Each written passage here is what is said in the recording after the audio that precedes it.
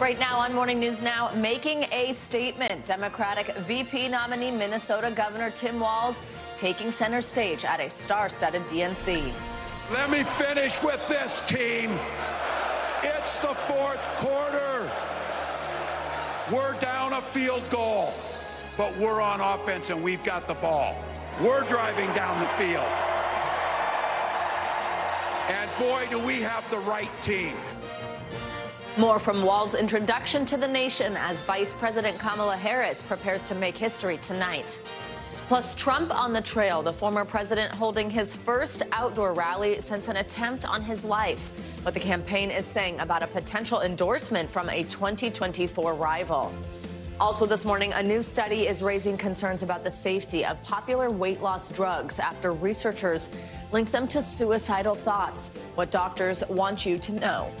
And as the sun begins to set on summer, more workers are feeling anxious about returning to the office after vacation. We'll break down what's behind the so-called summer scaries and how to ease your way back into the workflow. It's kind of like a Sunday scary on steroids. It's right. It's a summer scary. I got it. All right, cool. Yeah. We're here. We're already back at work. Good to have you with us on this Thursday. I'm Joe Fryer. And I'm Savannah Sellers. We begin this Thursday morning with the final day of the Democratic National Convention in Chicago. Vice President Harris is set to take center stage tonight and formally accept the Democratic nomination for president. She'll do that just 1 month after President Biden announced that he would not seek re-election. She is the first woman of color at the top of a major party ticket. You could say Harris's speech tonight is the main event of this 4-day gathering of the Democratic Party. As for last night, former President Bill Clinton and former House Speaker Nancy Pelosi were among the many speakers. Oprah Winfrey also took the podium. And then it was time for Minnesota Governor Tim Walz, Harris's running mate, accepting the VP nomination. Here are some of the highlights from night 3. Donald Trump has been a paragon of consistency. He's still dividing, he's still blaming, he's still belittling other people. He creates chaos, and then he sort of curates it as if it were precious art. And we must choose leaders who believe in free and fair elections, who respect the peaceful transfer of power. The choice couldn't be clearer. But we are beyond ridiculous tweets and lies and foolery. These are complicated times, people, and they require adult conversation. It's the honor of my life to accept your nomination for Vice President of the United States. It's the fourth quarter. We're down a field goal, but we're on offense and we've got the ball. We're driving down the field. And boy, do we have the right team. NBC News senior White House correspondent Gabe Gutierrez joins us now from Chicago with the latest from the convention. Gabe, good morning. So Governor Walz there capped off another busy day at the convention. His VP acceptance speech lasted about 15.5 minutes. That is very short by convention standards. So walk us through his message to not just Democrats, but really the nation. Hi there, Joe and Savannah. Good morning. Well, certainly this was Tim Walz's the speech of his political career so far, and he tried to really define his life story to a national audience for the first time in prime time. And one of the highlights of his speech was, of course, when he introduced his family, and his 17-year-old son got up and through tears was clapping at his dad's speech and also saying, "That's my dad." That's something that really hit the delegates in this convention extremely hard. Now, Tim Walz also talked about bringing the joy to this campaign, and that was a theme that was heard over and over again from different speakers here at the convention floor last night. Let's take a listen to more of what he had to say. But it was those players and my students who inspired me to run for Congress. They saw in me what I had hoped to instill in them, a commitment to the common good, an understanding that we're all in this together. In Minnesota, we respect our neighbors and the personal choices they make.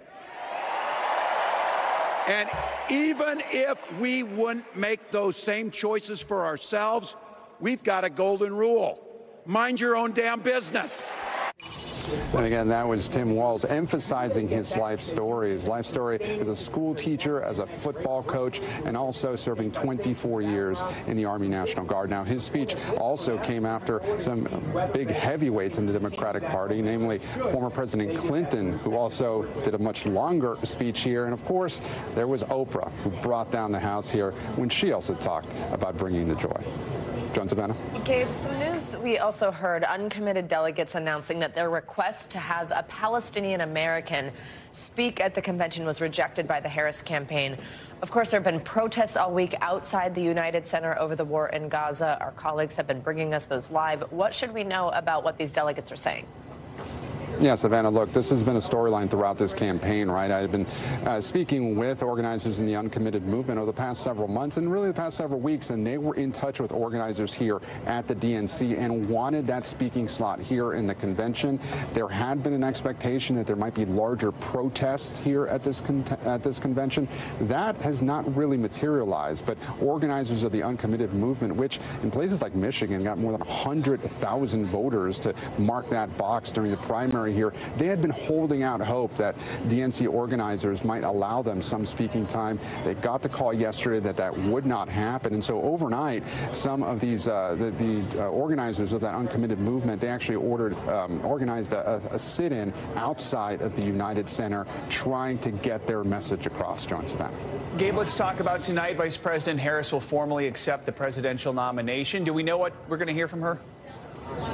Well, we do. Look, several campaign officials and also people involved in her speech preparation say that she will also focus on a message of joy. That's something over and over again we keep hearing from Democratic officials, but also to try to get her life story across and also going back to her gut.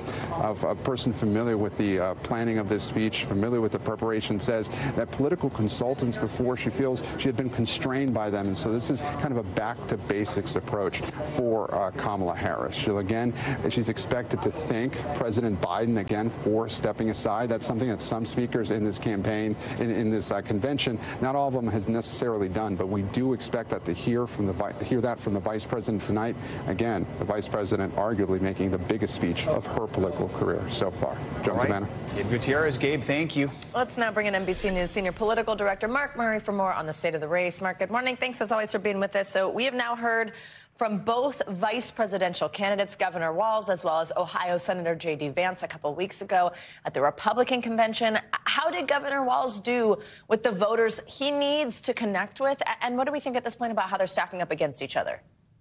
Well, so Savannah, the results are in, but the results are in from the polls that were taken before last night's speech and before the convention. And Governor Walz is a lot more popular right now than J.D. Vance is. A Washington Post ABC poll had 39% of voters having a favorable opinion of Walz, compared to 32% with a favorable opinion of J.D. Vance. And Savannah, what actually stands out even more, just the unfavorable ratings. Vance's are in the 40 percentages, while Walz is just about 30%. And it is interesting on what each person is kind of bringing to their ticket. J.D. Vance was kind of doubling down on the Make America Great movement, reinforcing Donald Trump and what he ends up standing for, whereas Walz kind of balances out Kamala Harris, coming from the Midwest, the part about being a coach, a teacher, and so two different strategies for two different vice presidential picks. Mark, let's talk about a headline that maybe got a little buried yesterday, but according to two sources familiar with the plans, independent candidate Robert F. Kennedy Jr., who initially ran as a Democrat, now intends to end his election bid and endorse former President Trump. What more do we know about this decision? In a race this tight, what could be the impact? Yeah, and so one, this is actually not a surprise when you look at a lot of the polling. Ever since Joe Biden ended up exiting the 2024 race and Harris took over, we've actually seen a decline in RFK Jr.'s overall numbers in a lot of the horse race polls, coming down from close to double digits down to about 4 or 5%. And when we actually look to see well, what it could end up, what could be the impact of if he ends up dropping out and, say, endorsing Donald Trump.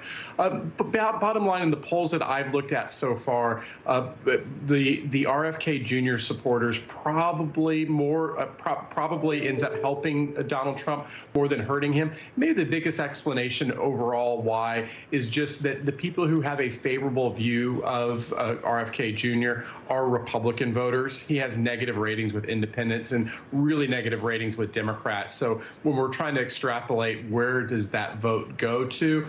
Probably more Trump than Harris. Mark, help us make a little bit more sense of that, the impact the Harris-Walz ticket, specifically when those two become the candidates now, right, rather than Biden at the time. What kind of impact that had on the support for Robert F. Kennedy Jr. and what that kind of means about where some of these undecided, uncommitted voters might land? Yeah, it has his support, his RFK Jr. support has gone down. And so, one of the reasons why that there was almost kind of a hunger for third party candidates that we ended up seeing when the candidates were Donald Trump and Joe Biden, there were a lot of people who were upset with those choices and were looking for someone else. And then as soon as Joe Biden was replaced, the desire for a third party did start to go down. And then, Savannah, just the overall impact of the change in the ticket and what we're going to see tonight from Vice President Harris is a remarkable political transformation just in 1 month. Mark Murray, important context, interesting stuff. Thank you very much for being with us this morning. And NBC News Now will have coverage from the Democratic National Convention throughout the day, and then extensive live coverage gets underway at 4 p.m. Eastern. We will, of course, also bring you Vice President Harris's nomination speech at 9 p.m. Eastern, 6 Pacific time, right here on NBC News Now. You can also watch on NBC. As the Democrats converge in Chicago, former President Trump is making his way through the battleground states this week. Mr. Trump addressed voters in North Carolina yesterday behind bulletproof glass. It was his first outdoor campaign event rally since last month's assassination attempt. The Trump campaign is also reacting to that news about RFK Jr. that we discussed a moment ago. NBC News correspondent Von Hilliard has the latest from Trump World. Former President Trump in battleground North Carolina holding an outdoor campaign event for the first time since surviving the assassination attempt in Pennsylvania. But the voters will hold Kamala and Joe accountable. Secret Service installing bulletproof glass in front of and behind the podium. The event built on a national security theme, with Trump joined by running mate J.D. Vance. Kamala Harris has allowed a literal invasion of this country, more than 10 million illegal aliens. If we give Kamala Harris a promotion and make her the president of the United States, the southern border is going to look like Walmart on Black Friday. And Vance was asked if Trump would promise a cabinet post for an RFK Jr. endorsement. I think clearly Donald Trump is not going to say, I'll give you a cabinet position if you give me an endorsement. It's about welcoming a lot of those Democrats who feel abandoned by the party of Kamala Harris. The Republican ticket on a battleground blitz this week. Trump again making false claims about the election. Our primary focus is not to get out the vote. It's to make sure they don't cheat, because we have all the votes you need. Arguing the Democratic convention is only focused on him. They mentioned the economy like 12 times. They mentioned the border, maybe none. That's all they talk about. Trump. We've driven him crazy. And responding to those sharp attacks from former President Obama and Michelle Obama. He was taking shots at your president. And so was Michelle. You know, they always say, sure, please stick to policy. Don't get personal. And yet they're getting personal all night long, these people. The former president signaling he won't change, despite many of his allies urging him to stick to policy, not personal attacks. Von Hilliard, NBC News, Asheboro, North Carolina.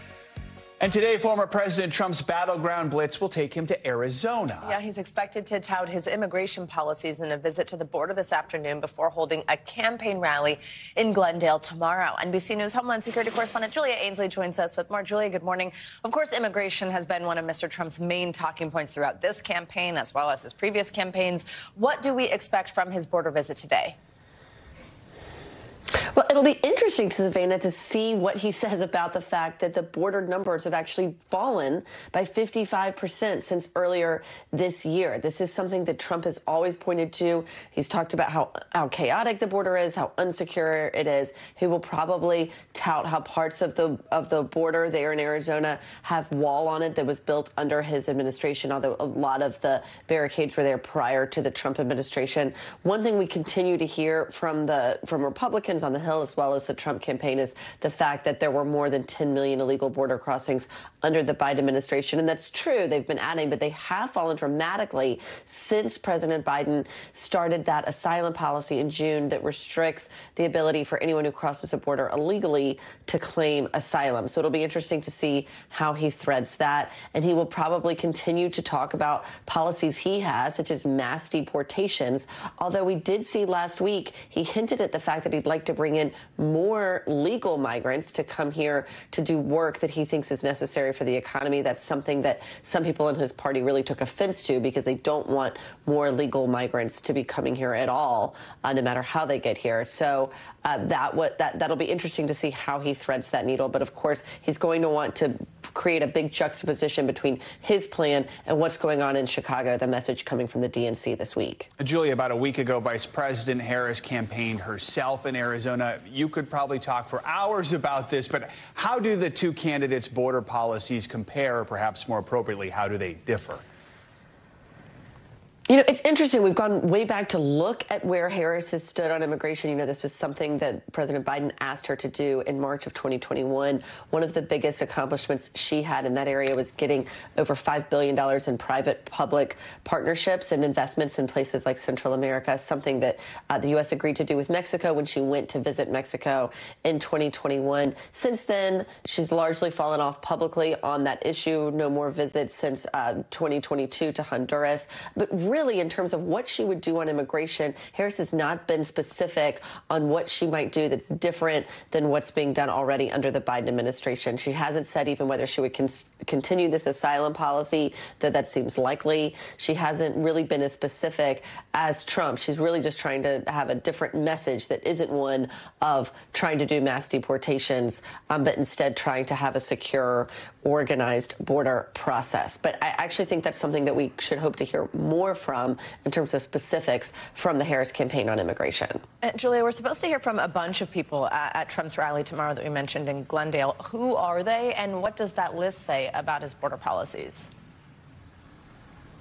That's right. And this is the same place that Harris campaigned at just a few weeks ago. The list really includes Arizona Republican people. You have someone from a PAC down there. You have Eli Crane, a very conservative member of Congress from Arizona, who sits on the House Homeland Security Committee. That committee, of course, led the impeachment process of Homeland Security Secretary Alejandro Mayorkas earlier this year. He has people from Cochise County. He's speaking to a lot of local law enforcement experts or officials down there. This is all part of his push to get a swing state like Arizona behind him.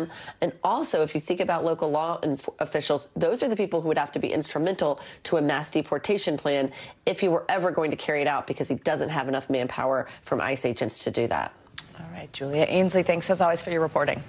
Time now for weather, with dangerously high temps expected again today in the south. We've got Angie Lastman here tracking the heat for us. Hey, Angie, good morning. Hey, good morning, guys. No change in that forecast that folks across Texas and other parts of the south have been dealing with for days. We've got more of these heat alerts today. These are likely going to last over the next couple of days, but here's what we've got currently. 22 million people from New Mexico, stretching most of Texas, including just a bit of Oklahoma. But this goes all the way to the Gulf Coast. We've, of course, got Dallas, Houston, and San Antonio, all included, here, as our temperatures once again surge to the triple digits. But not just are they into the 100s, but they're potentially going to break some records in some spots. San Angelo is one of those. We're expected to hit 110 degrees today.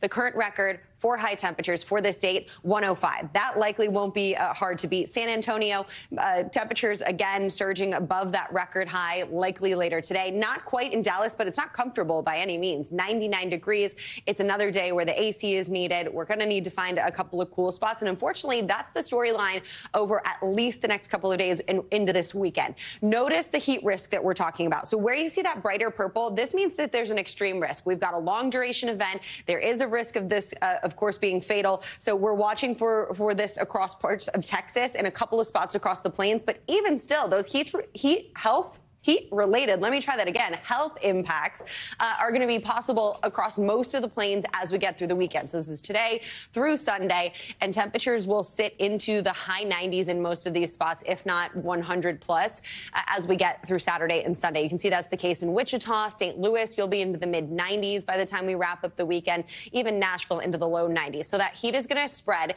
And unfortunately, if you're enjoying the fall-like conditions, or at least early fall-like conditions across the Northeast and the Great Lakes, that's going to come to an end. We'll slowly but surely start to see our temperatures ending up into the mid 80s in Detroit by Saturday and Sunday. Similar story for New York. We still have a couple of days to kind of enjoy the lower humidity and the milder conditions.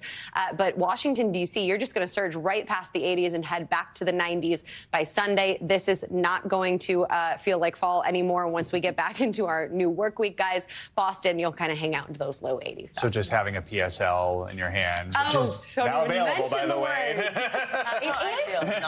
think today's the day, right? Me either. It did feel fall-ish the last few days, which is kind of nice, but I knew this was coming again. Some spots were waking up into the 40s and 50s, guys. Yeah. Wow. We're not ready. No, we're not. Thanks, Angie. Of course. Coming up, if your summer vacation is feeling less and less like actual time off, you are not alone. Why more workers are feeling anxious about returning to the office and how you can separate work from play. First, though, President Biden speaks with Israeli Prime Minister Benjamin Netanyahu amid a wave of new Israeli strikes in Gaza. We have the latest from the Middle East.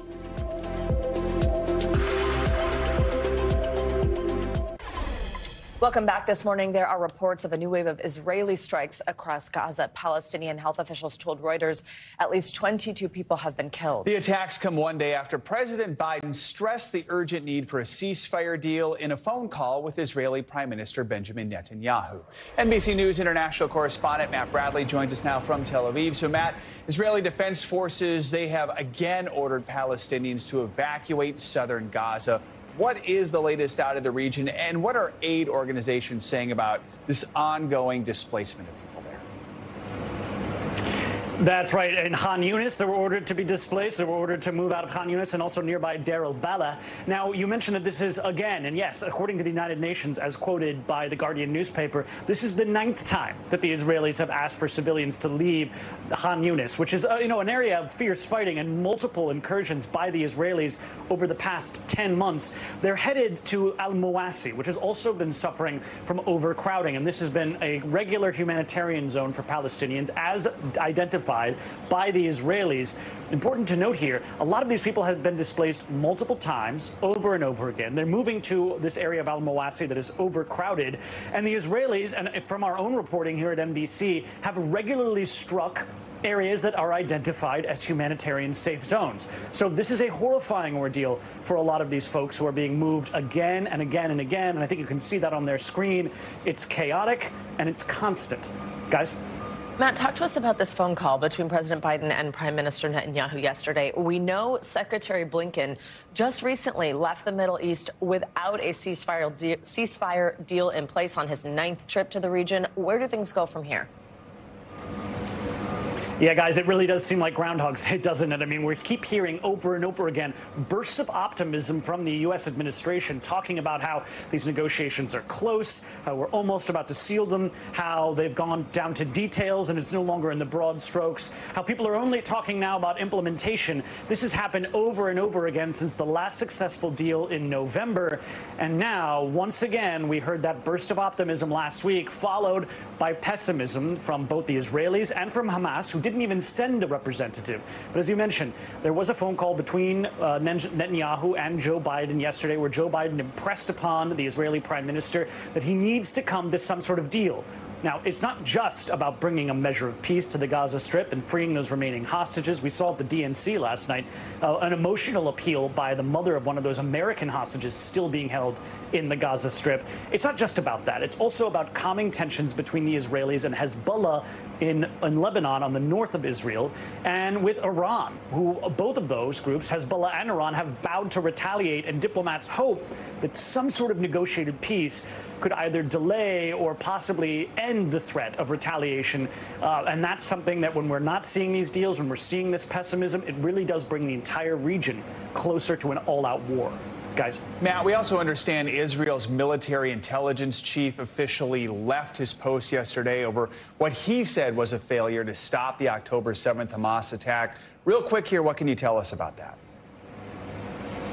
Yeah, and this is the first real head to roll, the most senior of all, after several other senior officials in the military have said that they do take responsibility, but they're still in their posts. A lot of Israelis are really waiting for more of a comeuppance to senior members of the Israeli military and the intelligence agencies. They think that this was, and you know, it really does show that this was the most serious intelligence failure really for the last half century in Israel. We heard today from Gadi Eisenkot. He is a senior politician and a former head of the Israeli Defense Forces. He said that a lot of these men are going to have to resign once it's shown that they had responsibility for the intelligence failures on October 7th. So I don't think we've seen the last of these resignations. Guys. All right, Matt Bradley, thank you very much. To Italy now, where this morning rescue crews are searching for the body of the sixth and final person who's missing after that super yacht sank off the coast of Sicily earlier this week. Also this morning, CNBC is confirming that the body of British technology entrepreneur Mike Lynch is one of those that was recovered yesterday. Well, now Italian prosecutors are conducting an investigation into how and why the boat sank so fast. Let's bring in NBC News International correspondent Claudio Lavanga. He is in Sicily covering this. Claudio, good morning. What is the latest in the search for that final missing person and efforts to identify those bodies that have been recovered? Good morning, Savannah. Good morning, Joe. Well, the Italian authorities are, of course, confirming that they found this fifth body today. Well, that brings the total to 6, and there's only one person missing, as you mentioned. Now, the same source who confirmed to CNBC that among the bodies is the one of Mike Lynch is also told at CNBC that the one person missing is Lynch's 18-year-old daughter, Hannah. Now, this hasn't been confirmed yet by the Italian authorities, but it seems to be a source close to that is familiar with the matter who did confirm this with CNBC. Now, we do expect, of course, the last person to be found from the bottom of the sea there, just about half a mile behind me, with divers who've been working around the clock yesterday. They brought out 4 people yesterday, 1 today, and then the last one probably we expect them to arrive to be unveiled. That is being found in the next few hours. So this is definitely a tragic end to an incredible story, a state-of-the-art luxurious super yacht that just sank off the coast of Sicily in a storm on Monday. Back to you guys. Claudio, I know divers are facing very challenging conditions while working this rescue operation. What are some of the biggest obstacles? That's right. I spoke to divers yesterday, and what they're saying is that one of the problems is that the yacht, the shipwreck, is sitting on the seabed about 170 feet up from the water surface, and of course that takes a long time to get there. And by the time they get there, they only have 10 minutes to get inside the yacht, which is still intact, they say, and then after that they need to re-emerge and just change over with another team of divers. Another problem that they faced was all the debris that is inside the yacht that, of course, made it difficult for them to identify the people. But, they did manage in the end. Joe? Claudio, let's talk about figuring out how this happened. The Italian government has opened an investigation into this because this incident, this freak storm that came by, it didn't really seem to impact other ships. They were largely unscathed by this right there in the area. What are prosecutors focusing on at this point? No, absolutely. What we know so far is that they opened an investigation. It's not yet a criminal investigation as far as we know, but they did question the captain of the ship, James Cutfield, a captain from New Zealand, in an effort to understand how is it possible that this yacht sank literally in a matter of 2 minutes, at least according to the testimony of survivors, while there was another yacht, a similar yacht, just about 100 meters away that did not suffer the same fate. So we're still trying to understand the details of it and whether, of course, something could have been done by the captain, by the crew, to prevent such a tragedy. Savannah, Joe? All right, Claudio, thank you so much. Coming up, a new study is raising concern about popular weight loss drugs and a possible link to suicide. Yeah, we're digging through the data with you to break down what you need to know. That's coming up next. We are back with a landmark decision. A federal judge struck down the Pentagon's last remaining policy that bans Americans with HIV from enlisting in the military. That policy within the Defense Department has been the last of its kind for decades. Well, now those with well-treated and asymptomatic HIV are eligible for full enlistment and promotion within the military. In the ruling, the judge pointed to advances in care and treatment. She also said those long-standing policies added to the ongoing negative stigma around HIV-positive individuals. The Department of Defense did not immediately respond to a request for comment on yesterday's ruling. A new study published this week suggests that blockbuster weight loss drugs may be putting users at a higher risk for suicidal thoughts. The FDA has looked at reports like these in the past and ultimately say there's no certainty about the mental health side effects. The authors of this most recent report, though, say the findings have their limitations, but they argue the numbers should be enough to push regulators to take a closer look at the impact of these drugs. NBC News medical contributor Dr. Kavita Patel joins us for more on this. Dr. Patel, good morning. So there are concerns among experts, like we said, that the study might not have, this link here, that there's enough evidence to prove that. What do you think is the responsible takeaway here? Yeah, Savannah, I think the responsible takeaway is that even though we don't have a cause and effect type of study, because this was truly just an observational study, lots of factors could have played into that 0.3% incidence of suicide that they did see. I think that it is very important to just take away that, one, if you're thinking about taking this drug or if you're a clinician prescribing this drug, you need to ask about a history of depression. And that if you see any new thoughts or even new kind of symptoms of depression or depression-related illnesses, that's a red flag. And so I think it's really about having an individual conversation and also as a regulatory body, the FDA, which has been looking at this, to continue to look at this and to push for more of those studies that could look at a link as a cause and an effect. So, Dr. Patel, according to this report, people who take antidepressant medication, their risk of experiencing this side effect 4 times higher than those who are not taking antidepressants. Is this enough to stop people from being prescribed both medications, or just what are the questions people should be asking their doctors right now?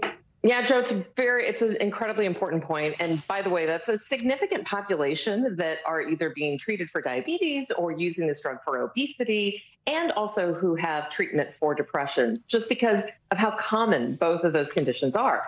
So I do think that, one, you should not immediately assume that you cannot take this drug if you're on an antidepressant.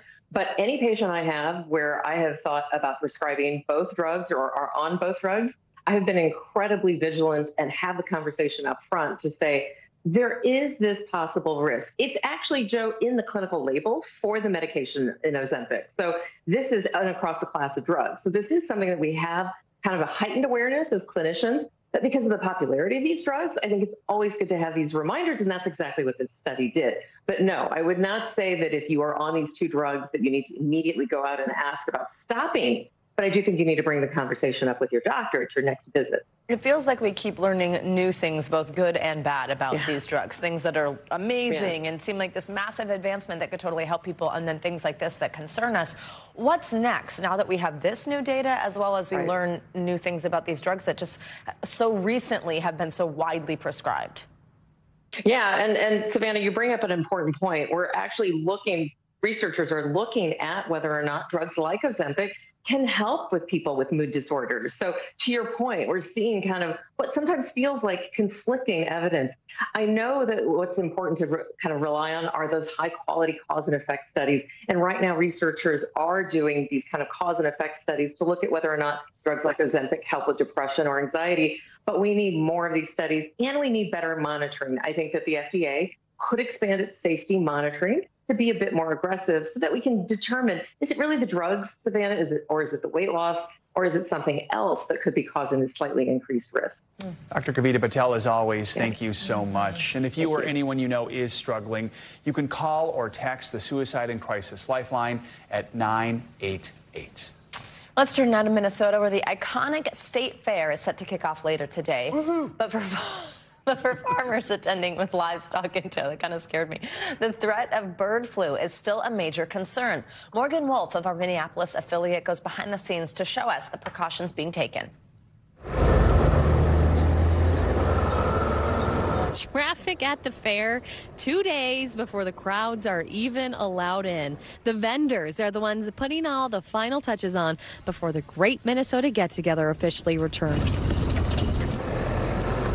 One of the biggest attractions, though, the Miracle of Birth Center, has some big changes this summer. Oh my gosh, we have so much going on. I mean, this is why we're here. This is what we're looking forward to. It's our Christmas coming up in just a couple days. Jill Nathy, Deputy General Manager of Agriculture, says that all of the plans are in place to have a safe fair for the animals, despite the H5N1 bird flu outbreak. The H5N1 virus that just affects lactating dairy cattle. And our Minnesota Board of Animal Health did make a recommendation in June. All lactating dairy cattle that wanted to attend an exhibition needed to have a test to make sure they didn't have H5N1. So that means that the dairy cows that are pregnant and unable to screen for the disease are staying home and not participating in live births. This really does feel like an education opportunity, right? Right. Again, for our exhibitors, it's another thing they have to step through to make sure their animals are healthy when they come. This really is one of the top exhibits, particularly the CHS Miracle of Birth Center. So with this slight change, do you think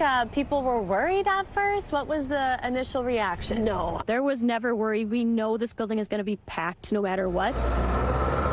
On the plus side, other dairy cows that are able to get tested can still go to the fair. They have to get the test done ahead of time by their veterinarian, and then that test will be checked at the door by veterinarians at the fair. This disease isn't fatal for dairy cows, but it can be for poultry. We have had situations before. I think in 2015 there was an issue with avian influenza in the poultry barn. Again, I think there's always ways to, work with the recommendations of our Board of Animal Health, our Department of Health, and just make the best choices we can with the information we have. Lower the risk as much as possible. Yep. Our thanks to Morgan Wolf for that report. Aside from those concerns. Serious issue, but the Minnesota State Fair is like the biggest thing in the world in Minnesota. And there's food on a stick. Yeah, what's your favorite? None of it's healthy. Oh, gosh. I mean, it's always different every year. Like cheese on a stick. The other thing is they have these things called Sweet Martha's cookies, which is like a bucket of cookies this high. Of chocolate chip cookies? Yeah, they're the best cookies you've ever had in your life. Oh, my gosh. That's amazing. There you go. Are you into when they're like, it's like bacon with sweet? Do you like when they make a weird combo? Usually. On a stick? Yes. I'm not into that, but cheese on a stick sounds good. Yeah, that's good. Love it. Still ahead this morning, a labor dispute has brought Canada's major freight railroads to a full stop. After the break, we're digging into the billion-dollar fight that could have big implications in the U.S. Stay with us. We are back now with thousands of engineers, conductors, and yard workers taking to the picket line this morning against Canada's two biggest freight railroads. Overnight, Canadian Pacific Kansas City and Canadian National announced that they are locking out members of the Teamsters Union, bringing the network to a full stop. Now, this is a cause for concern in the multi-billion-dollar industry, something that could affect businesses even here in the U.S. Here at the latest on the potential impact, NBC News senior business correspondent Christine Romans. Good to have you with us. So the Teamsters Union gave a strike notice back on Sunday. Yep. How do we get here? What is it the workers are asking? So they gave a strike notice, and then they were locked out by management. Management wants to force a resolution here because you're coming into a really important shipping time later this fall when you're stocking for Christmas, when you've got the harvest, the Canadian grain harvest. So they want to get a result here. So this is a dispute, an impasse between these two. Basically, the Teamsters Union is saying that the work rules risk fatigue and are unfair for the workers. There are also some rules they say they don't like where you might have to move for your job. But the Teamsters say they've been giving offers and good offers that have been rejected or not even replied to. So a complete impasse here between the two. Wow. And this, they move billions in product from Canada to the U.S. How does this affect us here? What's it mean for businesses? So I keep saying that the supply chain in North America is like this between the U.S., Mexico, and Canada. I mean, it is so intertwined. You have thousands and thousands of rail cars that are going across these borders every single day. These two particular companies, a third of their freight crosses the border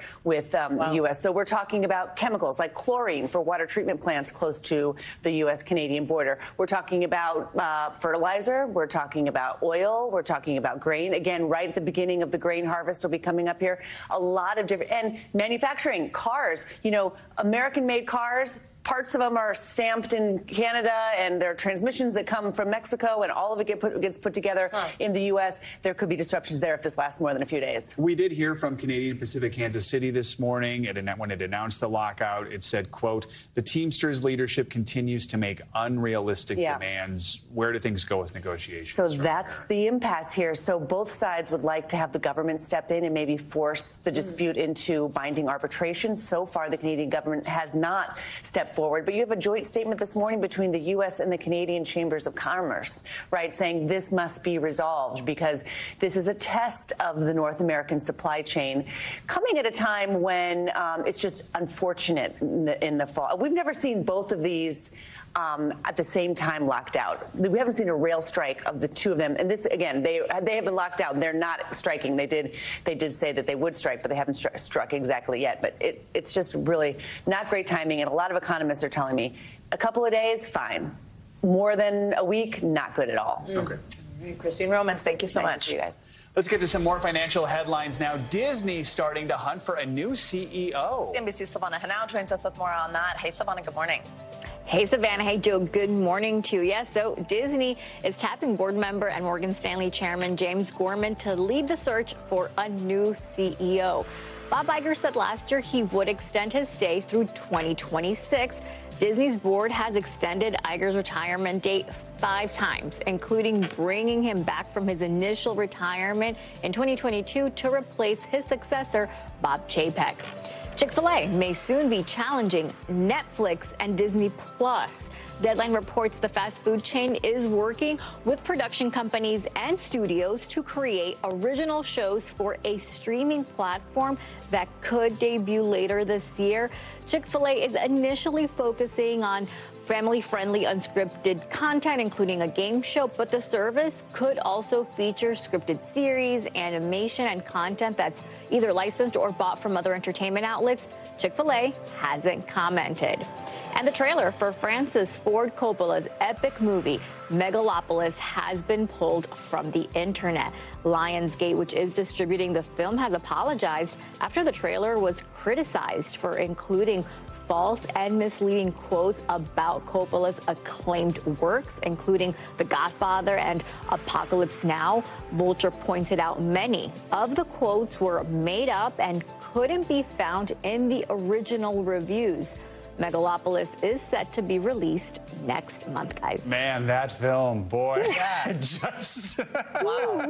And yet I still kind of want to see it, even though the reviews are so bizarre. It's like, well, do I have to experience this? Yeah. All right. Savannah, we may have to experience it for ourselves. Exactly. All right. Thanks, Savannah. Appreciate it. New data out this morning suggests not many people are excited to go back to work after a vacation. Stunning. Could we blame them? Yeah, really. Well, researchers at Glassdoor polled 3,000 professionals and found that 77% of employees specifically feel anxious anticipating their post-vacation workload.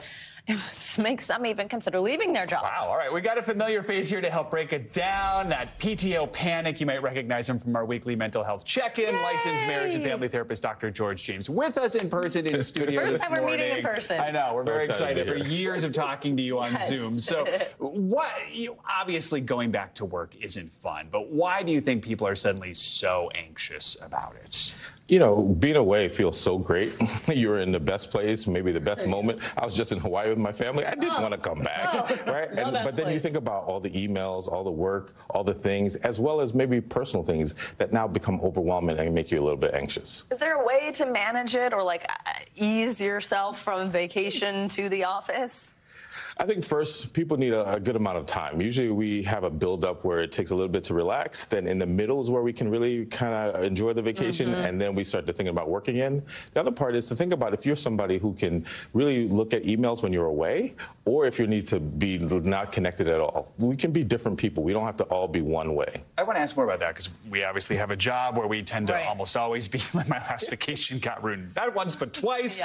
We're always checking our email. We're always. How can we unplug if you're able to to get the most out of that time off? I think if you could set some limits, right? Like, so what we try to do in our family is like, okay, we might do a little bit of work early when no one is up, but then the day is meant for us to really plug in. So think about, when are you going to give yourself time to check your email, and when will you say, okay, this is time for me to relax? If you don't do that, it will just infiltrate all of your time and will overwhelm you and make you really anxious on your vacation. Yeah, and maybe push yourself to take some trips where you just aren't checking. That would be great. Auto reply. People need to expect that that's what you're doing. Not that we do that, but you never, ever. Yeah. Or no cell phone, no Wi-Fi. Yeah, that's a good option. Going somewhere without Wi-Fi. Usually that means though like a tent or something. I'm not a big fan under of. the ocean.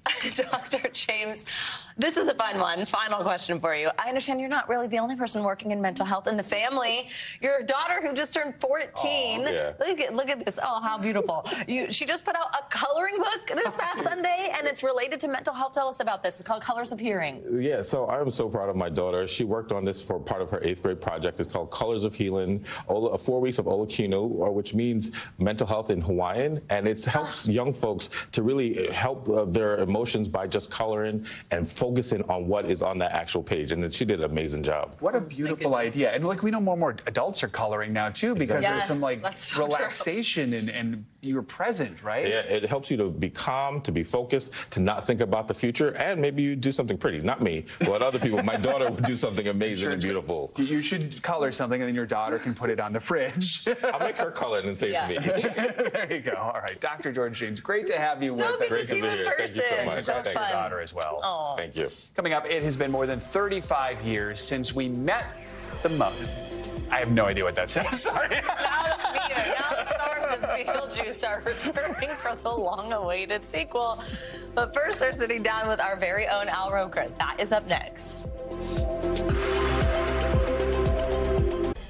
Welcome back. We end this hour with a look at the resurrection of some dead and some not so dead fictional characters. The ghost with the most. We're talking about the original cast of Beetlejuice. Michael Keaton, Catherine O'Hara, and Winona Ryder are reprising their roles in a new reboot titled Beetlejuice, Beetlejuice. Only twice. Yeah. NBC's Al Roker sat down with the stars to talk about what it's like bringing these characters back to life decades later. Beetlejuice. Beetlejuice. Beetlejuice. It's showtime. Beetlejuice premiered in 1988.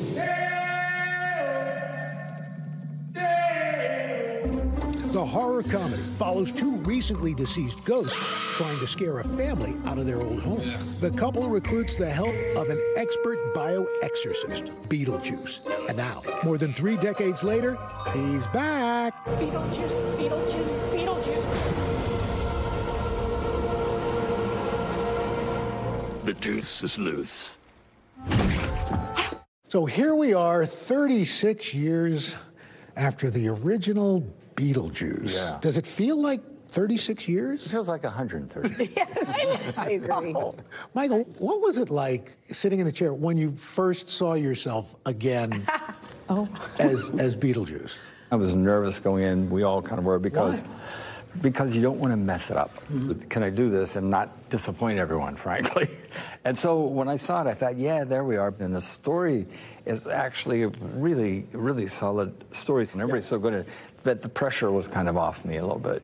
First of all, I want you 2 kids to know this is a safe space, okay? Feel free to express yourself. Don't be afraid. I sense there's an enabler here, but we'll get to that.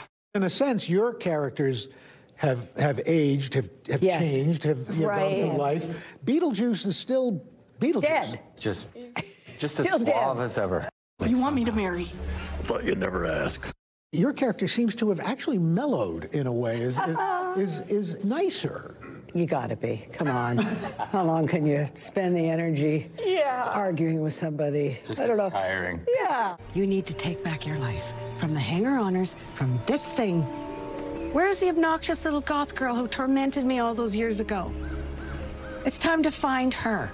I've grown to love and respect this little girl that wouldn't give me an inch years ago, because she's matured too. But there's like I think a tremendous empathy now that I know what it's like to have A daughter? I think it's karma. Well, yeah. Is this one's more about relationships? Yeah. I felt pretty emotional. Like on the set, I just remember being like every moment I was like very present. It was really one of the most special experiences I've had.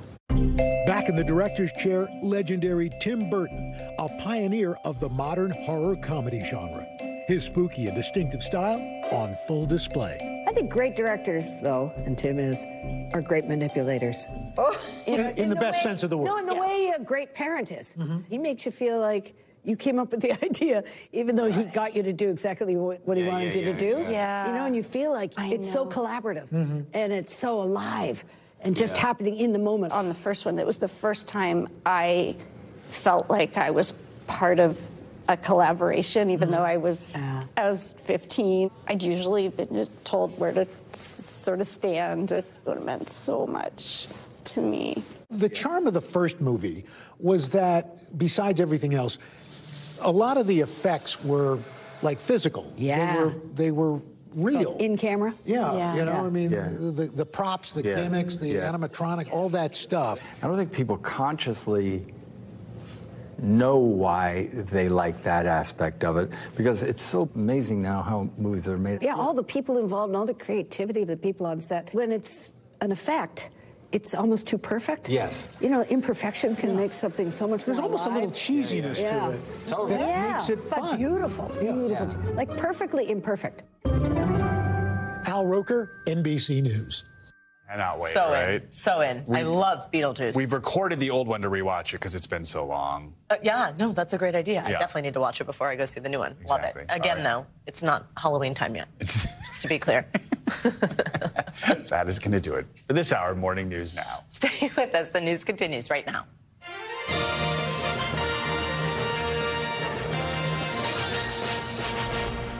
Good morning. Thank you for joining us on a Thursday. I'm Savannah Sellers. I'm Joe Fryer right now on Morning News Now, awaiting history. Tonight, Vice President Kamala Harris set to break new ground. She'll become the first woman of color to accept a major party's presidential nomination, a moment that will unfold on the final night of the DNC.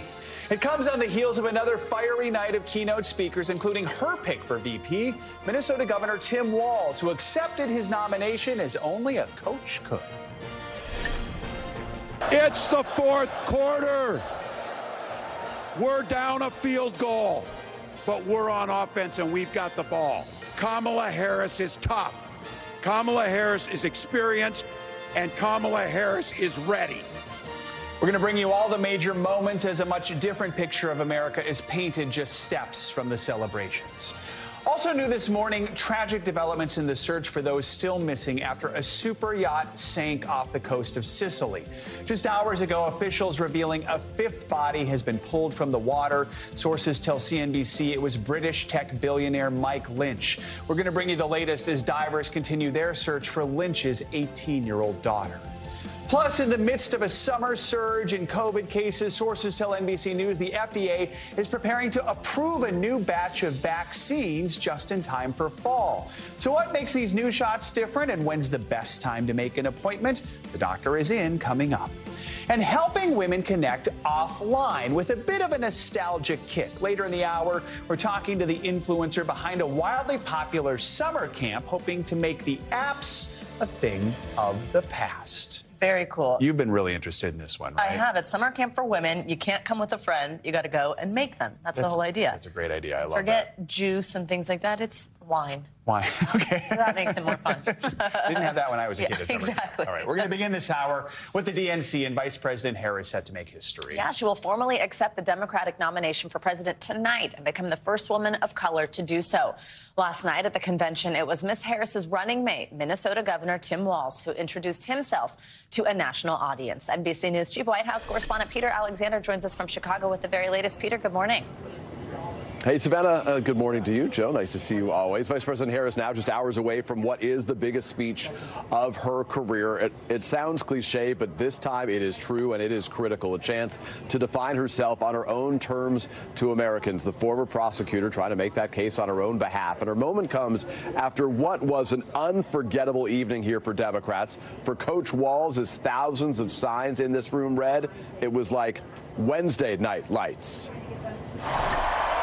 Overnight, Tim Walz, a former high school football coach, taking the handoff for Democrats. It's the honor of my life to accept your nomination for Vice President of the United States. His family looking on with pride. His son, Gus, moved to tears. I'm letting you in. Walz introducing himself to America, emphasizing his heartland roots. Growing up in a small town like that, you learn how to take care of each other. And how his years as a school teacher informed his political career. So there I was, a 40-something high school teacher with little kids, zero political experience, and no money, running in a deep red district. But you know what? Never underestimate a public school teacher. While going after the Trump-Vance agenda. Is it weird? Absolutely. Absolutely. But it's also wrong. And it's dangerous. And contrasting the party's definitions of freedom. In Minnesota, we respect our neighbors and the personal choices they make. And even if we wouldn't make those same choices for ourselves, we've got a golden rule. Mind your own damn business. Coach Walz delivering a final pep talk. We're going to leave it on the field. The night's surprise guest, Oprah Winfrey, with a speech drawing a line from pioneers of the civil rights movement to Harris and calling for unity. When we stand together, it is impossible to conquer us. Referencing J.D. Vance's comments about childless cat ladies. When a house is on fire, we don't ask about the homeowner's race or religion. And if the place happens to belong to a childless cat lady, well, we try to get that cat out too. But focusing on Harris. Let's all choose Kamala Harris.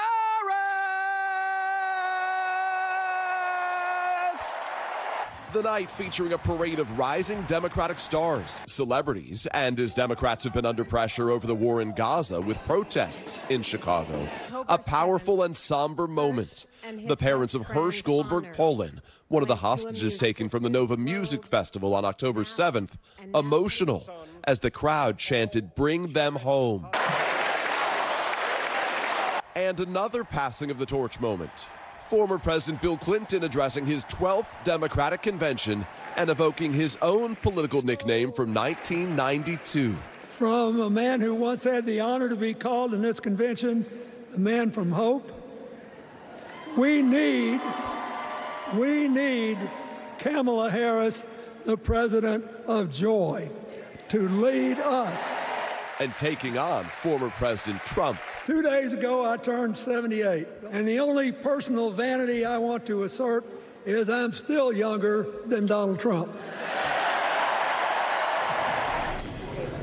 So we moved up to the nosebleeds this morning to give you a unique behind-the-scenes view of things. Steve, our cameraman, if you would pan the camera up there, Joe and Savannah, I think you'll get a kick out of this. You can see the tens of thousands of red, white, and blue balloons waiting for their turn to drop tonight, officially celebrating, culminating this convention. And the Harris-Walz campaign, the convention comes to a close. The campaign aide tells us that she's going to focus on three things this evening: sharing her personal and professional background, contrasting her vision for America with the one offered by Mr. Trump, and detailing how her vision is part of what this official tells us is a deep sense of patriotism. Joe and Savannah, back to you. It'll be us and the balloons. Yeah, we'll just be about 12 we'll be plus looking hours for from you now. somewhere in there. All right. We always get good pictures and videos out of that. Peter, I liked Wednesday Night Lights also. That was clever. Thank you so much. Let's now bring in NBC NBC News correspondent Shaquille Brewster. He is in Chicago covering the protests that have been taking place outside of the convention. Shaq, good morning. Let's start with this one. The uncommitted delegates, they staged a sit-in yesterday right outside the United Center.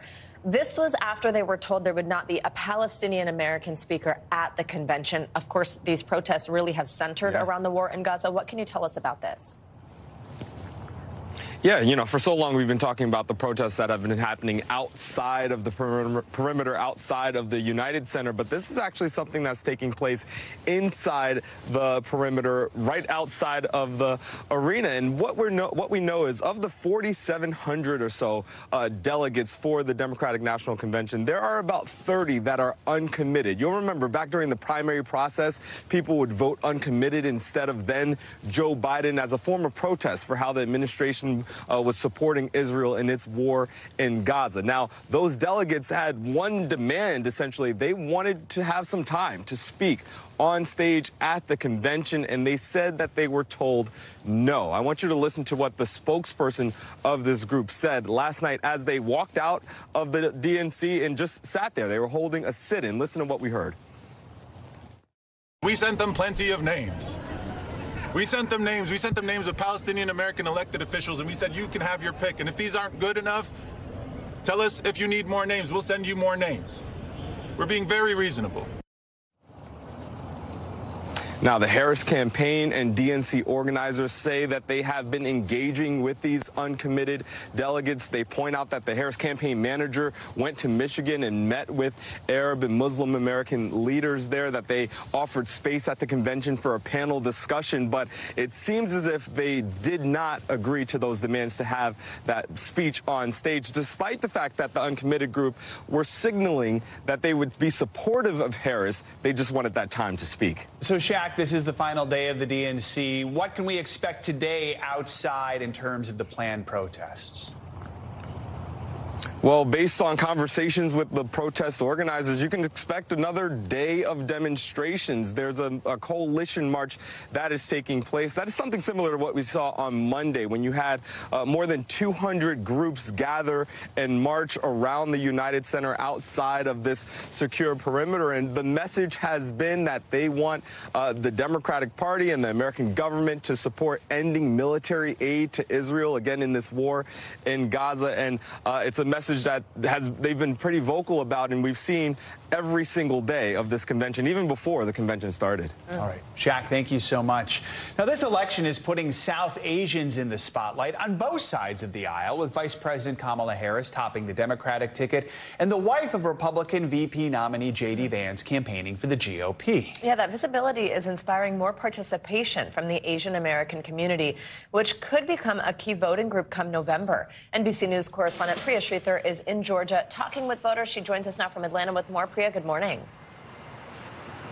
Good morning, guys. Yeah, I got a chance to speak to two Indian American voters, and while they don't necessarily agree on the issues or their candidate preference, one thing is very clear: they're energized this election cycle.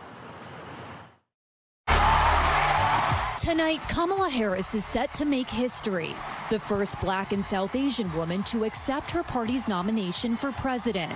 My mother raised us to be proud, strong Black women, and she raised us to know and be proud of our Indian heritage. From Harris to Usha Vance, wife of Republican vice presidential candidate J.D. Vance. Although he's a meat and potatoes kind of guy, he adapted to my vegetarian diet and learned to cook food from my mother. And earlier Republican contenders Vivek Ramaswamy and Nikki Haley, Indian Americans are having a moment in American politics. Georgia voter Jasmina Chabra couldn't be more excited about Harris. The minute that VP Harris was nominated, I felt a sudden surge. It was extraordinary to think that she is a South Asian woman, a woman of color. Energized both by the candidate and her stance on women's rights and equity. I'm going to spend the next 90+ days doing whatever it is that I possibly can to be part of this historic movement. Now she's phone banking, writing postcards, and even getting her 11-year-old daughter, Anya, in on the grassroots action. Georgia's a swing state, and I just really wanted to get involved. The Chabras are part of a newly fired up Indian American electorate. A recent South Asian Women for Harris Zoom call raised $300,000 from 9,000 attendees, according to organizers. Leaders say they've seen a surge of volunteer signups and donations, along with memes and merch touting Lotus for POTUS, playing off Kamala's name, which means lotus in Sanskrit. Experts say this type of energy matters, especially in battleground states like Georgia. In a close race, Asian Americans can make a difference.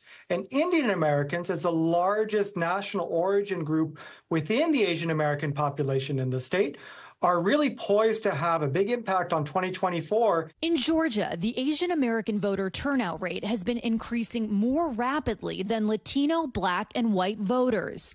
According to AAPI data, Indian Americans account for 72,000 eligible voters in a state that flipped from red to blue by just 12,000 votes in 2020. This is our alternate. Equally energized is Republican Karthik Bhatt. President Trump's fundraising. Bhatt immigrated from India at 19 and went from working at a grocery store to owning this shopping plaza in suburban Atlanta.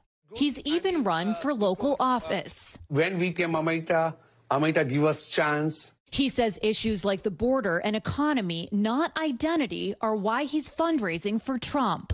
Mostly my Asian community owns the small businesses. Everybody is struggling with the money. One thing Bhatt and Chabra agree on, this election feels different. So more Asian Americans are getting involved. Yeah, more people are involved. I think it's important, very simply put, when you have South Asian children and they see somebody that looks like them, to be in those positions, to inspire them. And a 2024 study conducted by AAPI data found that 55% of Indian Americans identify as Democrat, 25% identify as Republican, and 15% as independent. Interestingly, although Indian Americans, the majority of them, still identify as a Democrat, that number has been decreasing since 2020, and the numbers that identify as Republican has been increasing. But one thing is clear, regardless of how Indian Americans decide to cast their ballot in November, 91% of them say they do plan to vote. So this does seem to be an extremely reliable voting bloc. Guys? All right, Priya, thank you so much. Well, NBC News Now will have coverage from the Democratic National Convention throughout the day. Extensive live coverage gets underway at 4 p.m. Eastern. And we will, of course, bring you Vice President Harris's nomination speech tonight at 9 p.m. Eastern, 6 Pacific, right here on NBC News Now and also over on NBC. Russia says it stopped another Ukrainian incursion into its territory more than 2 weeks after Kyiv launched that surprise assault on the Russian region of Kursk. It comes a day after Moscow said it shot down a volley of Ukrainian drones aimed at the Russian capital. NBC's Aaron McLaughlin has the latest from Ukraine. The latest salvo in a nearly 2.5-year-old war that's increasingly being fought with drones. We spoke with one Ukrainian who piloted those drones until very recently. He deserted the military days ago. Increasingly disillusioned with the direction of the war and his commanders. NBC News agreed to withhold his identity at his request. From my point of view, now we are losing this war. Things were different when he left his job in IT to become a drone pilot. You were filled with hope. Yes, I knew that there's no other option than to fight. But he says that hope soon turned to misery with last summer's failed counteroffensive, in which Ukraine gained back very little ground. That was frustrating. Yeah, that's painful. Russians seem to have more of everything. The breaking point, his combat partner died in his arms when a makeshift drone exploded. So I had to drag his body away from the fire. And I looked in his eyes. I already saw it was like the last, sparkle of life going away in his eyes. He deserted just days later. If caught, he faces potential jail time. The big part of the problem is that the commanders, they always put pressure to do this faster. Leading, he says, to deadly mistakes. Aaron McLaughlin, NBC News, Kharkiv, Ukraine. Well, new this morning, tragic developments in the search and recovery of the super yacht that sank off the coast of Italy. CNBC is reporting that officials have identified the body of British tech magnate Mike Lynch as one of the 5 bodies recovered yesterday. Now, crews are searching for the body of the 6th and final person who is still missing. 15 of the 22 people on board the yacht were rescued before it sank earlier this week. Now, Italian prosecutors are conducting an investigation into how and why the boat sank so fast, but other ships in the area seemed relatively unscathed. Taylor Swift is speaking out about the alleged terror plot that canceled her tour stops in Vienna. Here's Today Show anchor Chanel Jones with more on what she had to say. This morning, Taylor Swift breaking her silence 2 weeks after that planned terror plot targeting her massive tour was foiled, forcing the cancellation of 3 shows in Vienna, Austria. Swift posting on social media, having our Vienna shows canceled was devastating. The reason for the cancellations filled me with a new sense of fear and a tremendous amount of guilt because so many people had planned on coming to those shows. The shows were called off earlier this month after Austrian police said that a planned terrorist attack had targeted the venue and concert goers. The cancellations leaving Swifties devastated. I feel so sad. Swift now writing to her fans, I was also grateful to the authorities because thanks to them, we were grieving concerts, not lives. Swift saying her priority was finishing her European tour safely, which she did with a run of packed shows in London. Writing that being on the Wembley Stadium stage, quote, brought me back to a place of carefree calm. And on Wednesday, one famous fan sending support. Coldplay frontman Chris Martin joined on stage by Maggie Rogers to sing Swift's love story in the same Vienna venue where the star was scheduled to perform. What reached us was the beauty and the togetherness and the kindness of all of Taylor Swift's fans.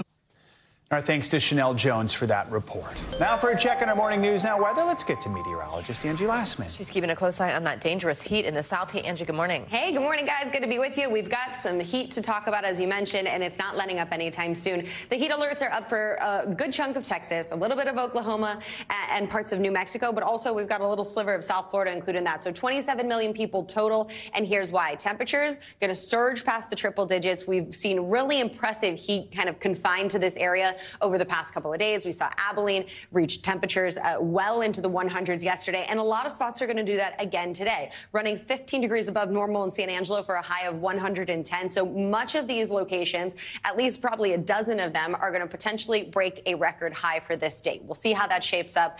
But either way, this is going to last for the next couple of days. Wichita Falls at 106 tomorrow, Lubbock at 105. There's really not a lot of improvement if you live, especially in Texas, when it comes to the heat, even for the extended period. But we're also going to see some other folks get in on this action. So the heat will start to expand to parts of the Midwest, parts of the northern plains. We'll see temperatures kind of warm up, especially considering this region has been dealing with some mild conditions, to say the least. Not the case by the time we get into Sunday in Chicago, 90 degrees. We head to 93 on Monday. Cincinnati, more of the same for you. Sunday into the low 90s, mid 90s by Monday. And Washington, D.C., too. You go from really mild air in place right now. By Saturday, it's upper 80s, low 90s for Sunday and Monday. We also have a active monsoon once again. It is monsoon season, of course, so out towards the southwest, there's a couple of spots where we could see some heavy rain, maybe some flooding. This is going to be centered across the Four Corners region and will likely last into tomorrow, so just a heads up there. We'll see the potential for some flooding, mainly Flagstaff, Albuquerque, Denver. Those are some of the major cities that are included in that, and something you'll have to watch for through the next couple of days, guys. All right, sounds good. Thank you, Angie. Thank you. We've got much more to come on this hour of Morning News Now, including everything you need to know about a new batch of COVID vaccines that are expected to be approved by the FDA as soon as this week. What makes these shots different from the ones that you may have already gotten while the doctor is in coming up? But first, a solemn memorial unveiled for the 4 University of Idaho students murdered back in 2022. The community now rallying around hope and healing. Next. We are back now with a look at the touching tribute at the University of Idaho campus. The community gathered yesterday to dedicate a new healing garden and memorial to the 4 students found stabbed to death near campus. Here's NBC's Laura Jarrett with more on how the victims' families and friends are remembering them. Hey there, the university says this garden is for all students the school has lost, but the motivation behind it, of course, the brutal loss of those 4 friends. Several of their family members were on hand for the dedication, speaking out about what justice looks like for their kids. Kaylee Gonzalez, Ethan Chapin, Maddie Mogan, Xana Kernoodle. On a late summer evening, new hope growing in this garden on the University of Idaho campus, dedicated to students the school has lost. Today we consecrate this ground as a place where all can reflect, honor their memories, and heal. Healing, especially for those left behind, including the families of 4 students killed in their off-campus home in November of 2022. Kaylee Gonzalez, Madison Mogan, Ethan Chapin, and Xana Kernoodle. You can't help but smile and just feel a sense of just what great people they were. The trial of the man charged with the murders, Brian Kohberger, still a year away. The legal team's gearing up for a critical hearing next week. But for now, friends and families of the victims return to campus to honor their loved ones. Stacy Chapin embracing her son's fraternity brothers as they begin a new school year. Do more of what you love to honor Kaylee. Spread that love with random acts of kindness for Maddie. Be silly and do something spontaneous and fun to honor Xana. And tell stories with an abundance of laughter to live life like Ethan. For the parents of Kaylee Gonzalez, Steve, and Christy, the ceremony another reminder of who their daughter was. The whole idea that not just about her, but a place for kids to go there. And as they seek justice for their daughter, the Gonzalez family says no matter where the trial ultimately happens, they plan to be there for it all, but still want to see Kohberger tried right there. This is where it happened, and, you know, the community deserves to be part of that jury. Months ago, a judge entered a plea of not guilty on Kohberger's behalf, but his lawyers have been making a big push to get this case moved out of Latah County because of the overwhelming media coverage of the case and what they call widespread bias against him in the community. Back to you. All right, Laura, thank you so much. Let's turn now to the latest version of the COVID vaccine that the FDA is set to approve as early as today. Yeah, that's according to 2 sources familiar with the agency's planning. After a summer resurgence of cases took people away from fun in the sun, it's now the 3rd time shots have been updated to keep up with the latest strains of COVID. They should be available within the coming days. With us now for what you need to know is NBC News medical contributor Dr. Natalie Azar. Doctor, good morning. So let's just start with how these are different than the other ones. So this updated vaccine from Pfizer and Moderna is the 3rd time that the FDA has updated it since the original vaccine in 2020. The updated shots from Pfizer and Moderna are going to be covering the KP2 strain, which is a descendant of JN1, which was circulating over the winter. Novavax actually has an updated vaccine that probably will get approved as well that is covering the JN1 strain. I think it's notable that if it does get approved in the next couple of days, it will be about 3 weeks earlier than last year. Right. Clearly in response to the summer surge that we have. 32 states right now in the country are reporting high activity based on their wastewater data. Wow. So, and that's kind of the best way we have to measure right now, since people aren't really testing is not reporting it. Exactly. So, I mean, back in the day, we used to call them boosters. Now it's just basically a shot you get every single year. A surprisingly small number of people have actually been getting that shot every year. Yes. What is it who should be getting these? Who should be getting it? So, strictly speaking, the CDC made a recommendation in June that anyone 6 months and older is a candidate to get an updated shot this year, along with the flu shot, right? So they have, the CDC is trying to make it easier for people rather than remember, like, when did you get first shot and second shot and everything. But there are still groups, Joe, that are considered more vulnerable. There are people who are 65 and older, people with weakened immune systems, pregnant persons, people who have underlying medical conditions. Those are really the folks who we are recommending. You're kind of like want to be first-ish in line to be getting the updated shots. I mean, the stats are showing that most people are not getting them, or they think, I did that once when it was this big scary thing and we all did, and now I'm not anymore. Yeah. What would you say to somebody who's not in one of those vulnerable groups and somebody who's interested? When should you get it? So I'm going to do the second part because it's a little bit easier. I would say that if you are a high-risk person in that those high-risk categories that I mentioned, you probably want to get your shot when it comes out. If you are sort of in that low to moderate range, right, an otherwise healthy person, but you'd like to get the shot, you might want to wait a couple of months because we know that the immunity, the protection starts to decline, right. After a couple of months, and we probably will have a winter surge. We've sort of had this like two-humped camel kind of situation. In terms of should a young, healthy person or middle-aged, otherwise healthy person get it, I think the calculus is sometimes a little bit difficult. I'm not going to lie. For a lot of people, it's a mild cold, and you can make an argument, why am I vaccinating myself against a mild cold? But long COVID is still a thing. There is still, an argument to be made about less virus in the community, and there's always that chance that even though you are otherwise healthy, you could have a significantly bad outcome. And I'm going to circle back to the long COVID again. Millions of people in this country are suffering with long COVID, which is a very complicated, illness. And young, otherwise healthy people who had that mild cold can sometimes have that. So that could be another reason why you would get it if you're otherwise not at high risk for severe disease. Another reminder, just this week, the CDC reported hospitalizations and emergency room visits for COVID have been increasing since mid-May. That's a reminder. The vaccine isn't meant to maybe make sure you don't have COVID, it's to make sure you don't have serious symptoms. Exactly. And I think the thing that we've learned over the years, that even though that immunity and protection over that symptomatic infection goes down after a couple of months, protection against severe disease is more durable, right? That can last. We don't know how long, but it definitely can last. And to your point about hospitalizations, COVID is still making people sick, for sure.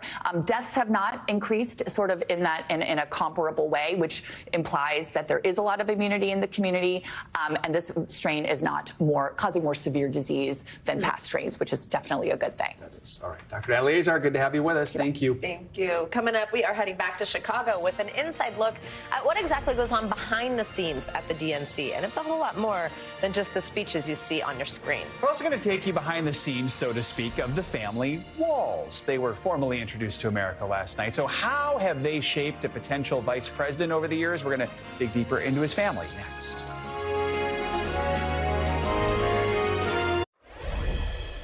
We are back with a closer look at Democratic nominee for Vice President, Governor Tim Walz. He's currently serving his second term in that role as governor of Minnesota. Last night, he had a chance to introduce himself and his family to a national audience. NBC News senior national correspondent, News Now anchor Tom Yamas has more. Savannah and Joe, he loves flannel, Minnesota, and he's slowly becoming Vice President Kamala Harris's attack dog. People who know Governor Tim Walz say he's Midwest nice, but also that he'll fight for what he believes.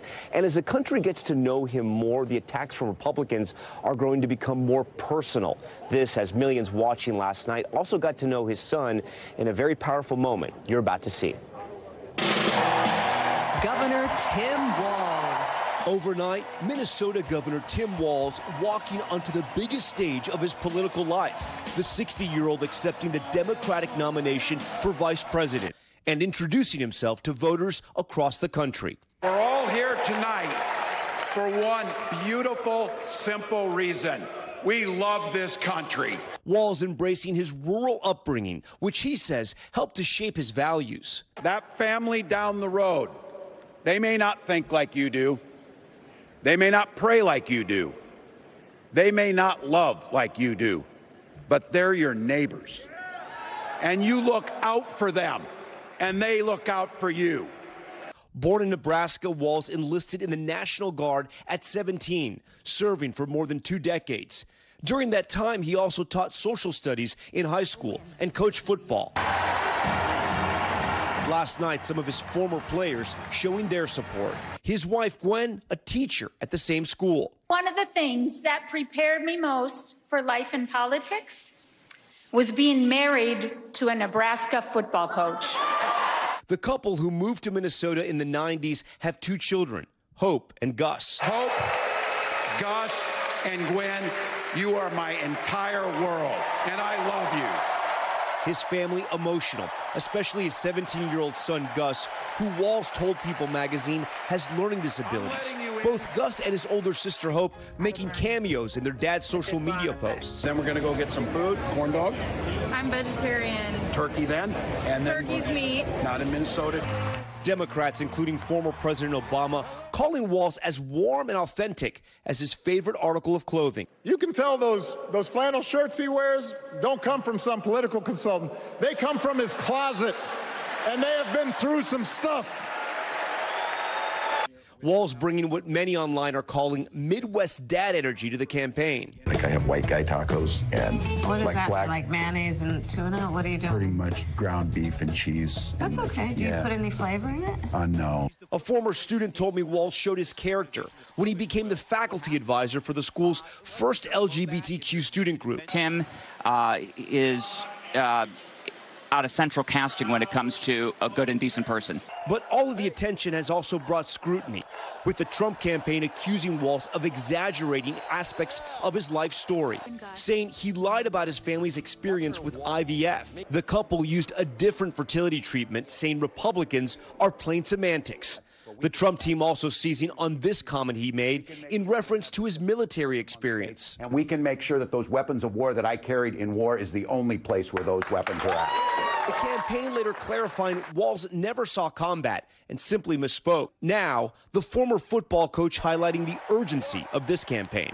It's the fourth quarter. We're down a field goal, but we're on offense and we've got the ball. Governor Walz and Senator J.D. Vance are set to debate on October 1st. At least that's what's on the calendar, but anything can happen. It's expected to be a very lively debate as both men have come out very hard for their running mates. That's the latest from here in Chicago. Back to you guys. All right, Tom, thanks. And while the speeches and performances here at the DNC are impressive, it couldn't happen without all of the work that goes on behind the scenes. NBC News political and national correspondent Jacob Soboroff has been all over the United Center and gives us a peek at some of the action. Hey guys, good morning to you. We're going to give you a bit of a behind-the-scenes look, but also a nosebleed look from up here in the seats that I don't think could be much higher inside the United Center. Of course, last night was all about Governor Tim Walz introducing himself to the nation. Tonight will be about Vice President Harris. That's what you'll see on the stage. But here's a little bit of what you won't see. Minnesota Governor Tim Walz rallying the crowd as he accepted the vice presidential nomination. There'll be time to sleep when you're dead. We're going to leave it on the field. Former school teacher and football coach cheered on by his family, including his emotional son, Gus. Walz's speech following a night heavy on star power, including former President Bill Clinton, who reminded the audience he left office almost a quarter-century ago, but is still younger than Donald Trump. He mostly talks about himself. Right? Don't count the lies. Count the eyes. Tonight's surprise guest, talk show giant Oprah Winfrey. Let's all choose Kamala Harris! Endorsing the vice president as a trailblazer, while trying to appeal to independent voters and condemning Donald Trump. We won't be set back, pushed back, bullied back, kicked back. We're not going back. But there's a lot more to this convention than what happens on stage. This is what you don't get to see on television. This is backstage. All the dignitaries are coming through here. Guys, a big celebrity, Lester Holt. This is behind the scenes on the Today Show. What should people know? People should know that this is a maze, that there are people you don't see on TV because we simply haven't found them. And you know what security is telling me? Get away from Mr. Holt, please. Behind the scenes, staff and volunteers work tirelessly to make sure everything runs smoothly and folks are able to have a good time. We need you now. We need you now.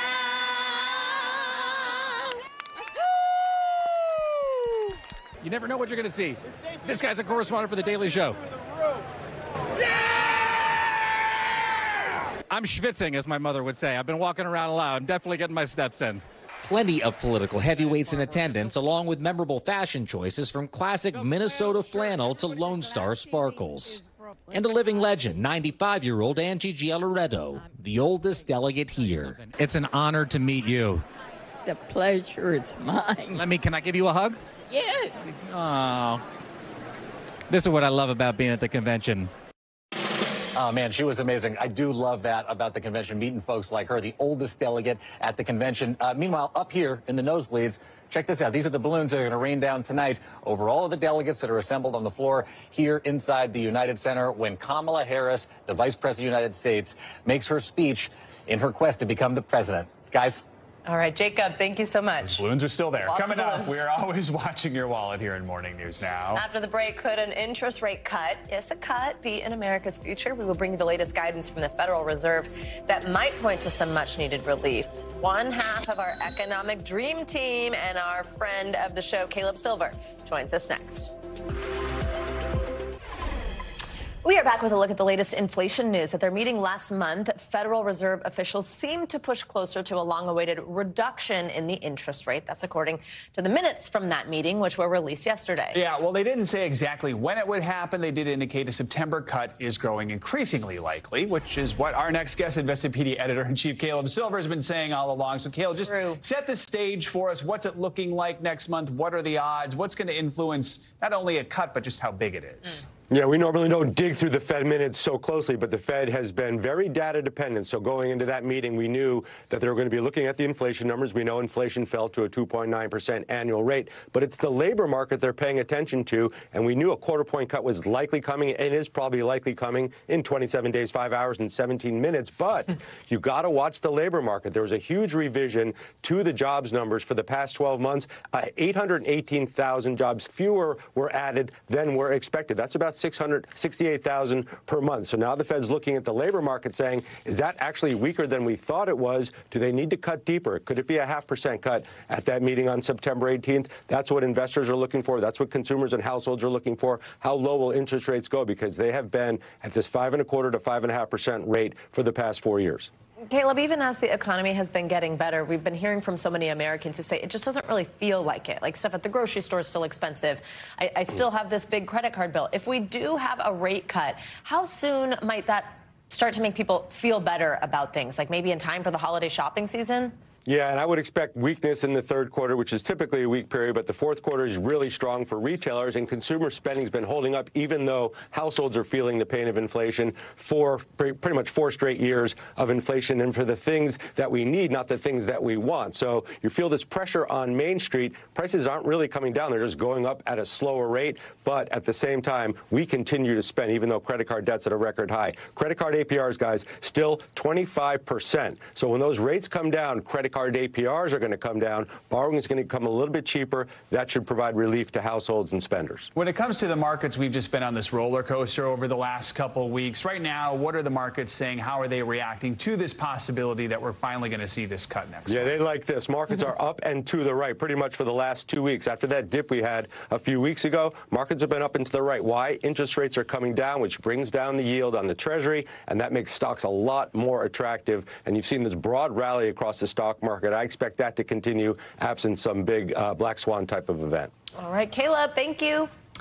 Who says that summer camp is just for kids? Camp Social is a trip for adult women looking for friendship and meaningful connections. And it's happening this weekend in the Poconos Mountains. And as you're going to see in a moment, it looks like a scene right out of the movie The Parent Trap. There's a catch, though. Everybody goes on this trip solo. You're there to make friends. And that is not stopping the thousands of women who are already on the wait list for next year's trip. Liv Shriver joins us here on set for more. She is the founder and CEO of Hot and Social. Good morning. Good morning. Thank you for being here with us. We love this concept. We think it is so neat. First, how did you come up with this? Thank you so much, guys, for having me. I grew up at Sleepaway Camp, and I was a camper through and through. And when I stopped being a camper, there was a gap in my summers, and I felt like I couldn't be the only one. So I wanted to fill that gap.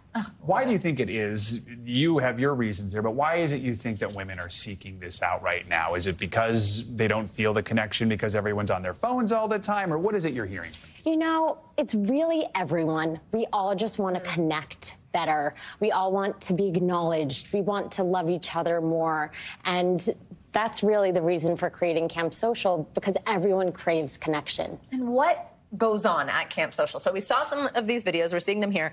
I mean, and Joe said it, it's kind of like Parent Trap. Like, this is kind of old school camp, right? What did we do? Yes. Oh, Savannah, we have everything from boating to pickleball to paddleboarding, rock climbing. We're even doing a 5K with Saucony. We have incredible brand partners, so we're so excited. Oh my gosh, it's actually camp. It's camp. S'mores, right? Yeah. S'mores? Oh, s'mores galore. And I assume you can pick what you partake in, right? Yes, every woman's experience is different, which is what makes it so unique. If you prefer meditation and journaling, you can do that. And by the way, there are women from around the world coming. We have girls from Australia. Wow. And we have girls from Alabama and New York City. So it's incredible. Were you surprised to see the wait list is so long? Yeah, how long? It's very long. We have 400 campers attending this summer. We have over 100,000 on social. 100? Oh, okay, on social. And we have about 60,000 on a wait list currently. Wow. That is a lot. Yes, Oh, yes. my goodness. I never expected it. I just wanted to go back to camp. Yeah, 60,000, that's insane. Good luck to those women on that list. Doesn't sound like they're getting it anytime soon. You get Packers tickets before that. Tell us some stories about the friendships that are created, because I think as adults you get like kind of nervous. You know, you're like, I'm going somewhere alone. I'm going to have to kind of put myself out there in order to have fun over the next few days. But real, beautiful, strong friendships have come out of this. Yes, it's incredible because when you walk in a room and everyone has the same intention, you leave different than the person you arrived as. We've had girls who have started businesses together. We have two roommates who just moved in together. They met at camp. One was from Utah, one was from Arkansas. We have a group of women who have traveled the world together. So it's so special seeing what comes out of Camp Social. After you get through this next camp, what is next? I mean, do you have visions of trying to expand this in some ways? Yes, Joe, but you'll have to stay tuned. We have some news coming. We're really looking forward to making it more accessible for everyone, to doing this more often, and that's all I can say there. And in the meantime, I think you can talk about, right, that you do some local events, like other different types of things that are going on. What are those? So I started Hot and Social because my brother was single in New York City. He actually is, my twin brother. And if anyone wants to be my sister-in-law, I started throwing these parties because I wanted to find my sister-in-law. And it was called Hot and Single originally. That's our dating series still. And then I also launched Hot and Social, which are our monthly events. We do intimate dinners for men and women who arrive solo and leave as friends. So we have some exciting monthly dinners upcoming. I love stuff like that, when it's like just adults making friends. Do you start to watch it happen like as you're there? Is it kind of like, oh, day one, you know, everybody's like kind of on their best behavior. Day two, people start to really find their people? I just want people to feel like themselves. I really think I was put here just to make connections happen, and watching people get to be who they are and put their phones away and just have fun is something we all need. Do they put their phones away? They do. Okay, good. That's great. Which is great. Knock out the Wi-Fi. Exactly. Liv, thank you so much. So cool. Next year I'm coming. Can I? You're coming. Or am I 60,000 and You're on the list. Savannah, I'll put you in. I love it. Liv, thank you so much. Good luck this weekend. You. So fun. Thank you. All right, coming up, changing the game in more ways than one. After the break, we're taking you inside the NFL with a look at the growing number of female coaches now taking the gridiron by storm. That is up next. Stay with us. Welcome back. Believe it or not, we're only 2 weeks away from the kickoff of the new NFL season. Well, this year, you may notice a difference on the sidelines. There are more female coaches than ever across the league. NBC News correspondent Emily Aketa visited the Baltimore Ravens to sit down with a few of those game changers. She joins us here in studio for this one. Hey, Emily, good morning. Hey, guys, consider this. It was just 6 years ago that the first woman was hired in a full-time coaching role in the NFL. Today, that number continues to climb, from positions with special teams to strength and conditioning. And with the Ravens' 3 female coaches may lack in size, they make up for in grit and strategy. In a sea of towering football players ramming and dodging their way up the field, it's easy to pick out the Baltimore Ravens' 3 female coaches. Fellas, push your hips forward, reach the hand up and over. Assistant strength and conditioning coach Kaylin Buskey, coaching research fellow Mariana Salas, and defensive and head coach assistant Megan Rosberg. I feel the women holding it down in this league. Okay. The dynamic trio are part of a wave of women permeating the male-dominated sport with the help of budding pipelines like the NFL's Women's Forum. This season, there's a record-setting 15 women in full-time coaching roles across the NFL, more than double from 2022 and greater than any male professional sports league in the world. Why is it important to create space for more women in football? I just think back when I was in high school and college, I never imagined to be sitting here in this chair with you. And I think about what it says to women and girls now to be able to see any of us on the sideline or to see us out at practice. We are very privileged to be on the first wave of this, and it's no mistake that the Ravens are leading the charge in that. The Baltimore Ravens have the largest female representation of any team, and for girl dad and head coach John Harbaugh, it's a winning algorithm. Sometimes in football especially, or maybe in a lot of things, we don't always, utilize the whole talent pool.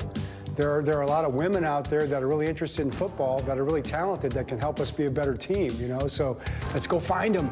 Let's try to be a better football team as a result. You want the best of the best. Of course. Like Harbaugh, football runs in Rosberg's blood. Her dad, Jerry, worked as the Ravens special teams coordinator for a decade. What's the best piece of advice you've gotten from your dad? I mean, it's really just be yourself, and honesty is the best policy. It's advice Rosberg leaned on when she was tapped to share motivational words ahead of a big game against the Cleveland Browns last year. I know you've captained a team before as a member of the volleyball team, but is it a little bit different standing in the huddle of defensive linemen? No doubt. I mean, I would say just the stature alone, I'm about to stand in front of this room, in front of these 300-pound men, you know what I mean? And just talk ball and motivate them. In the moment, it's just really cool. But I looked around and everyone was just yeah, they were ready. We were done, everyone was just ready to run through. And it was just so cool, just seeing how we can impact them, while being ourselves, I think is the most powerful thing. From studying opponent strategy. We're doing big dogs on 3. 1, 2, 3. Big dogs. To running warm-ups and drills, these coaches' insights and dedication have scored them players' respect. Big Meg. And even nicknames. Big Meg. She's just family. Only way I could put it. They just offer you a different perspective, different vibe. Now, they all play a vital role in us having success. And while the face of football is slowly evolving, female coaches are still few and far between. 15 out of the league's hundreds of full-time coaching slots, which makes relationships like these irreplaceable. Having the two of them here alongside of me has made every challenge that I've navigated in this space so much simpler because I have such an awesome support system. Teaming up to change the game that's historically excluded them.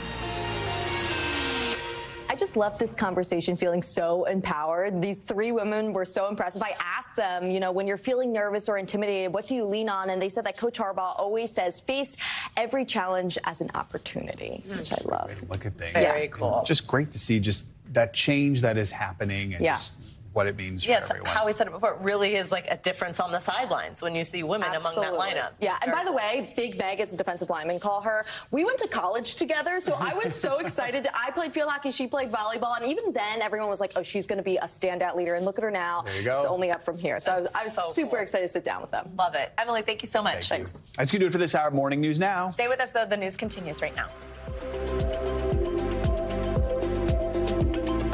Thanks for watching. Stay updated about breaking news and top stories on the NBC News app or follow us on social media.